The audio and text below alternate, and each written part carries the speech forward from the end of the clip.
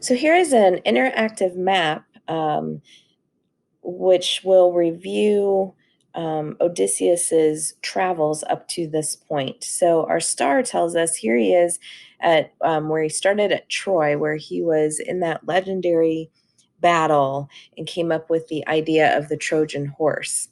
His home, where he was trying to get to right here, is Ithaca.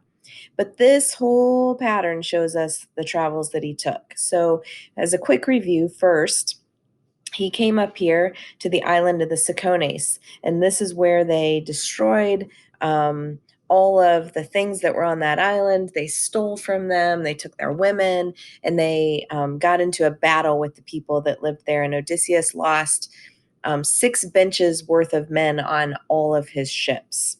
Okay, from there, then they got into a big storm, so they didn't make it quite back to Ithaca. They got blown all the way over to the land of the lotus eaters, and this is where they had that flower that made them, if they ate it, it made them want to stay there. So Odysseus had to tie his men down to the ship in order to make it away from there. From there, then they ended up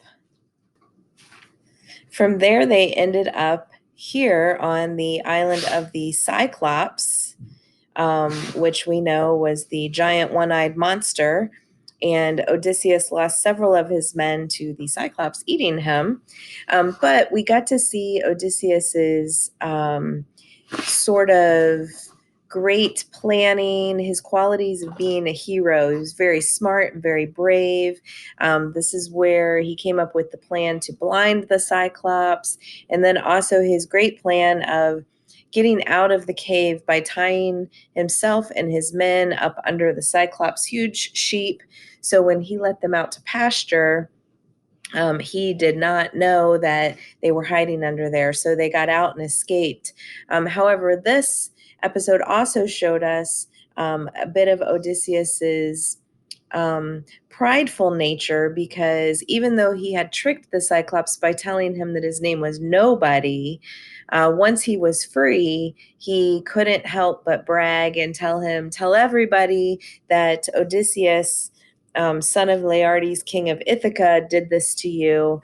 And so the Cyclops got back at him by praying to his father Poseidon to cause a big storm on the sea, and also praying to Zeus to punish him by throwing down a lightning bolt, which then again caused a lot of problems for Odysseus. So the next thing was the King Aeolus right here. They ended up right here, and he asked for help from Aeolus. So Aeolus said, "You know what? I'm going to give you a bag of winds. I'm gonna bag up all the bad winds for you, and I'm going to give you good winds to take you home to Ithaca." So he said, "But I warn you, do not open up this bag of winds, or it will cause more problems for you." So Odysseus said, "Great." He warned his men, "Don't touch this bag of winds."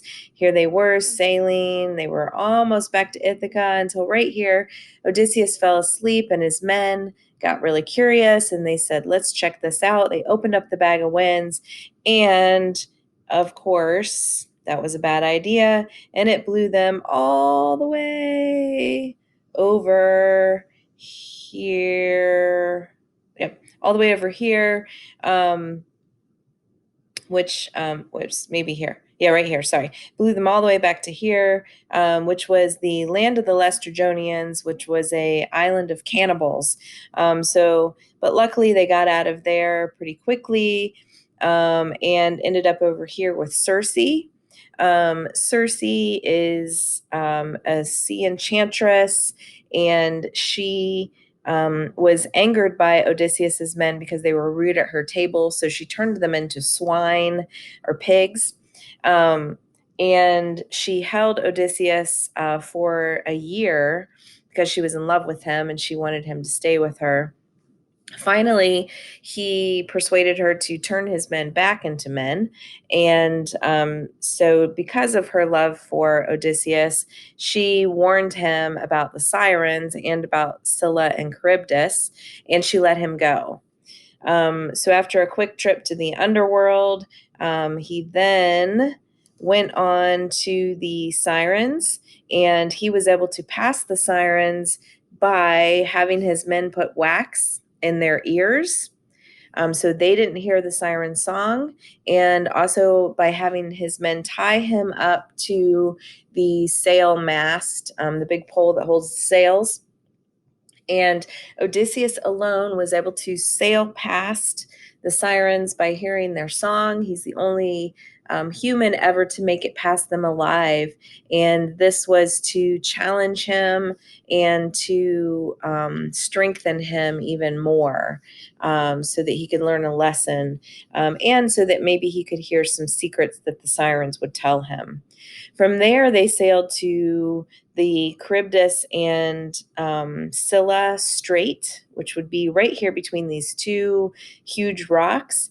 And they were warned, or Odysseus alone was warned by Circe that not to go near Charybdis because there's a giant whirlpool that would suck him in, and all of his men and him would die. So she said, go towards Scylla's mountain, and you will for sure lose 6 of your men because Scylla has 6 heads. She'll reach out and grab them and eat them. That did happen, and Odysseus chose not to tell his men about this because he knew there was nothing he could do, and that there would be panic amongst all of his men, and that it would cause more problems. So he did lose 6 of his men there.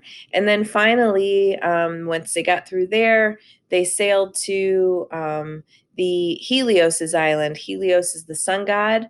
They were warned, do not eat Helios's cattle. But of course, when Odysseus went off to pray to the gods for help to get home, he fell asleep again, and his men went rogue and they ate the cattle. Okay, so they were punished again by Zeus. And at this point, a giant thunderbolt came down, smashed up Odysseus's ship, and he was the only one to survive. So he had a bit of a trial. Again, he was blown back to Charybdis and Scylla, and he was able to survive that by letting his ship get near Charybdis, grabbing onto a tree branch, holding on to that branch until Charybdis spit up his, it wasn't his ship actually, it was just a little raft that he made from what was left of the ship that Zeus destroyed. And once he was on that raft, he was able to end up over here on the island of the Phaeacians, where King Alcinous said that he would help get him home. Okay, so the king gives Odysseus a boat so that he can then from here, you can follow the path, sail to Ithaca. So the story that you are going to be reading today is Odysseus' father and son. All right. So you will see here that Odysseus has been gone for 20 full years. His son was born right before he left. So his son is now about 21 years old and has not seen his father since he was an infant. So, of course, he knows all kinds of stories about him, but has not seen him and would probably not recognize him. So, we're going to read this story today and answer the questions over it. I'll put this link on Canvas so you can go back through this map at any time. You just hover over the dots here, and then over here you can see there's going to be a little summary for you, okay, so that you can check that out and go through any reviews. All right, let me know if you have any questions.